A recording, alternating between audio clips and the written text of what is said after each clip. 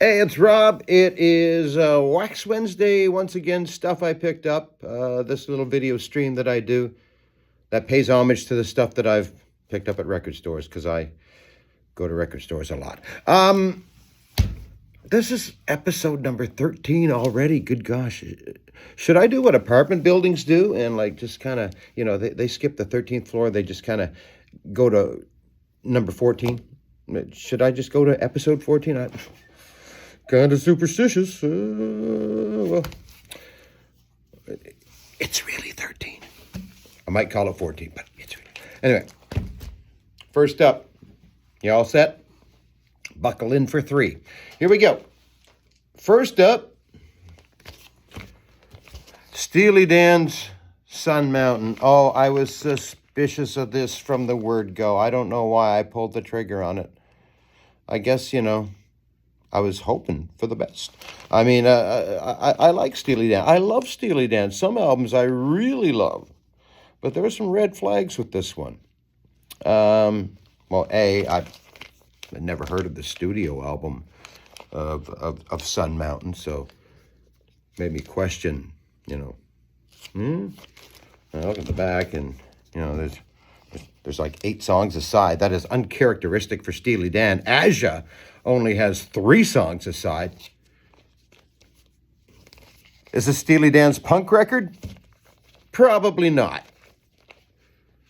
Then I thought, maybe demos. Yep, they're demos. But I thought, hey, roll the dice on that. Steely Dan, they have such polished studio product. Their demos are probably pretty good, but I didn't find these demos that good at all. To be quite honest with you, I thought Donald Fagen's voice sounded weird on some of them, like it wasn't even him. I don't know. It wasn't the same. Steely Dan are a weird thing with me because they're a band that normally I probably wouldn't like because they are so pristine and perfect and polished, so calculated in the studio.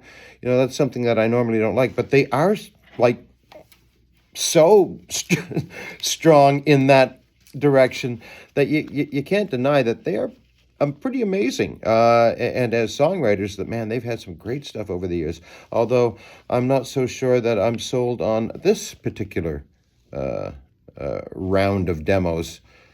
Demos are kind of a dicey thing anyway, Sometimes they're kind of cool, but generally if you buy something that's got demos on it, you don't listen to the demos that often. I find I don't anyway. They're kind of for the real purists, and maybe I'm not a Steely Dan purist or not enough of one. This is on Showcase Records, which I've never heard of, but it's a subsidiary of Castle Records, which is a budget UK. They did a lot of tribute albums or compilations, I should say. They did a lot of greatest hits, and usually it was geared towards a lower price point, and that's how their business model worked. So this probably, was attractive as far as a sticker price when this was first purchased. So probably the original owner said, yeah, I'll take the chance on it. I like Steely Dan. This might go back to Backstreet. I haven't decided. We'll see. We'll see. Maybe. Steely Dan. Don't get me wrong. I do like Steely Dan.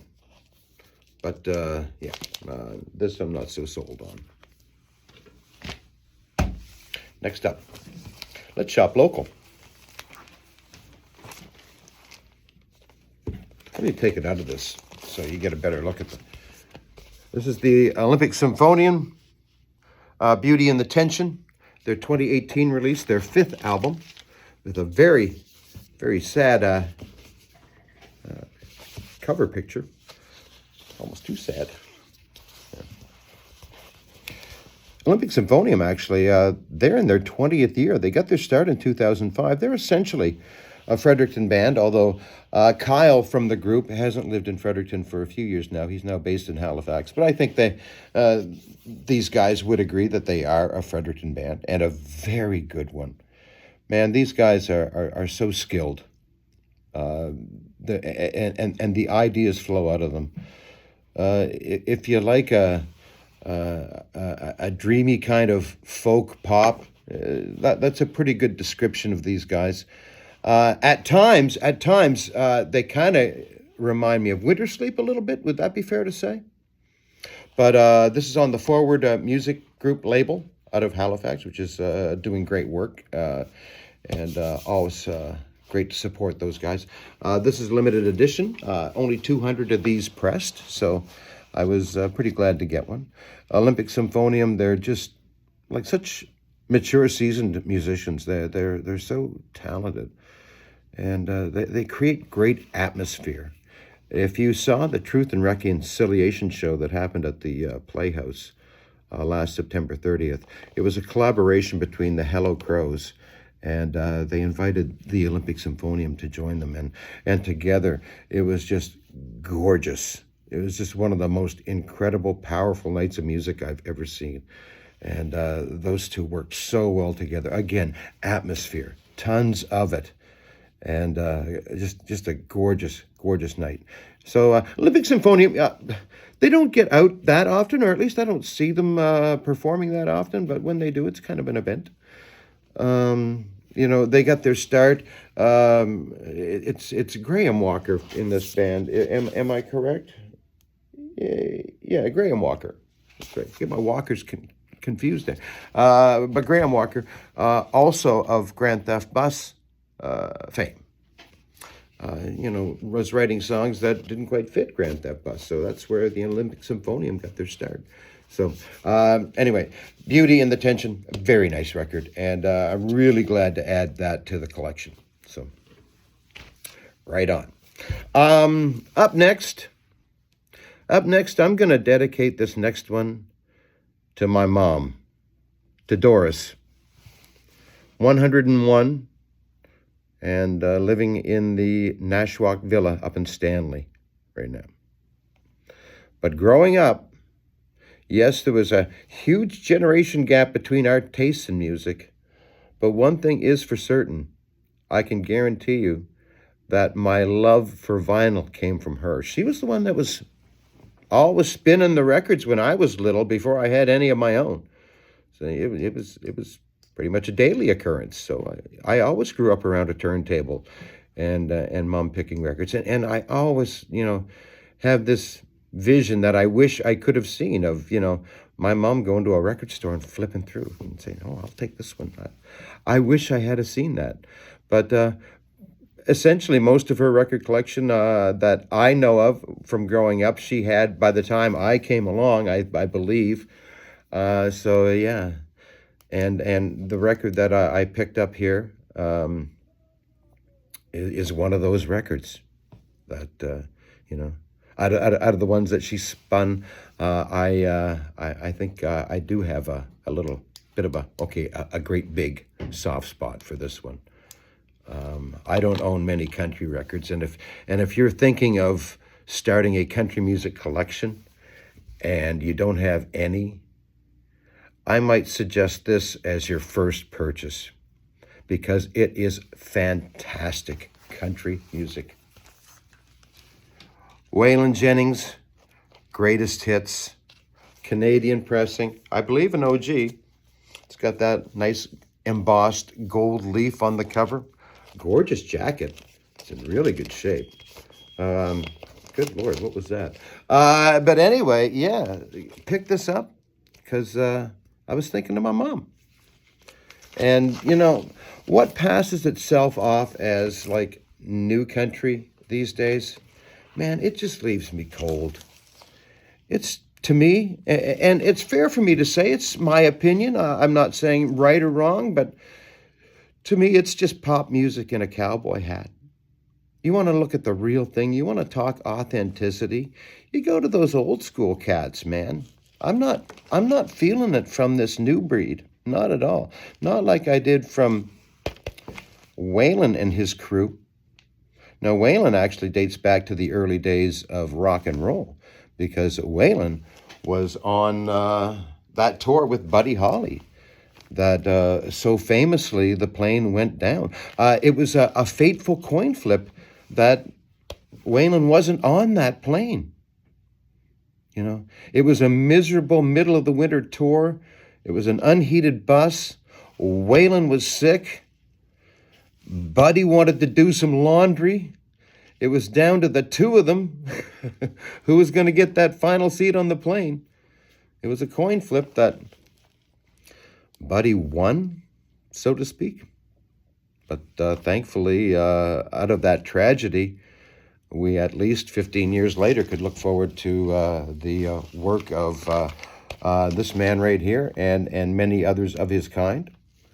You know, these were guys that, started in Nashville, developed within that scene, but they kind of created a response to it as well.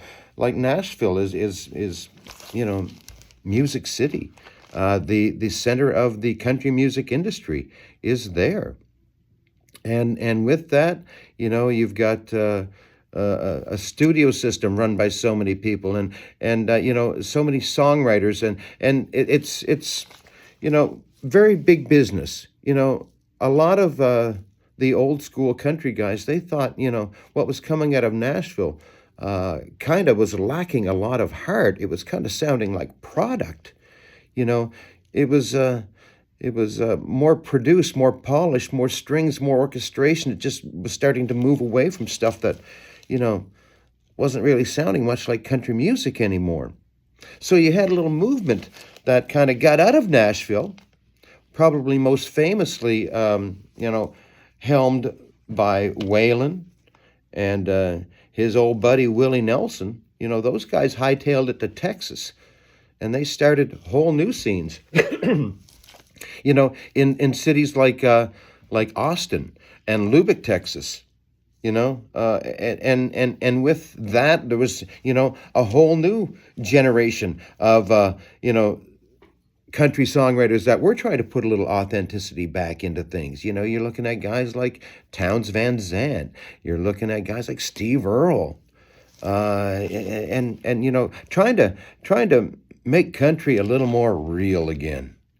And my gosh, if you want to get a great country record, this is a fantastic country music record. It should be the definition of a great country record. Mind you, it's a greatest hits, so it's cherry picking the best. But what a career. Like Honky Tonk Heroes. Oh my gosh. Amanda. My personal favorite. Looking Back, Texas. I don't need my name in the marquee lights. Oh, love that. I've always been crazy. Mama, don't let your babies grow up to be cowboys. Oh my gosh. Are you sure Hank done it this way? What a statement that is about the very thing I'm talking about. Them questioning, are we really at the heart of country music here? Is this what Hank was all about? Pretty much everything on this is solid gold. What a record. And like I say, if you want to get to the heart of great country music, this one here would be a great place to start. So those are my three this week. I think it's a pretty good week. I can't guarantee it'll be three every week, but on the occasion that we don't have any purchases in a week, don't worry. I've got some special theme shows in mind that I can kind of pull out from the old record collection. So we'll have something for you for our Wax Wednesday. But before I go, I do want to plug this. My friend Bruce Hughes has a brand new book called Stroke of Luck. It's available in chapters. You can get it. It's fantastic. I had him on my show earlier this week. Everybody in Fredericton knows Bruce. He's just such a huge supporter of the community, and he is a medical miracle, and that book explains it. He had a stroke that, man, it's amazing that he survived it. Not only survived it, but, rehabilitated himself back to the point where he could get playing with his band again. It's an amazing tale. Anyway, in stores now, you can get it at Chapters, and I advise you to. Till then, next week, 7 days, I'm Rob, and that was Wax Wednesday. Cheers.